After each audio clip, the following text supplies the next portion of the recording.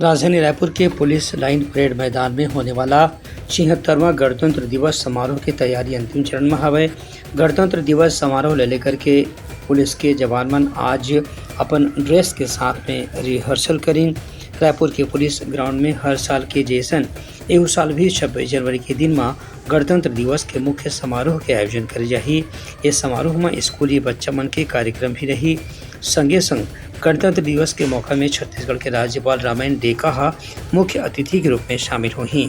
उन्हें सरगुजा के मुख्यालय सरगुजा संभाग में मुख्यमंत्री मुख्य अतिथि के रूप में शामिल हुई और राष्ट्रीय ध्वज के फहराए के बाद जवान मन के परेड ला सलामी दी। ये मौका में विशिष्ट व्यक्ति मन ला राज्यपाल डहार ले यहाँ सम्मानित घलो करे जाही। रायपुर के समारोह में परेड प्रभारी प्रफुल्ल कुमार ठाकुर बताइन कि इस साल गणतंत्र दिवस के आयोजन में नगर सेना, एनसीसी, एनएसएस, होमगार्ड के जवान मन के साथ में BSF, CRPF, CISF, SSB, ITBP जैसे पैरामिलिट्री फोर्स और तेलंगाना पुलिस के आर्म्स फोर्स के टुकड़ी भी शामिल हुई।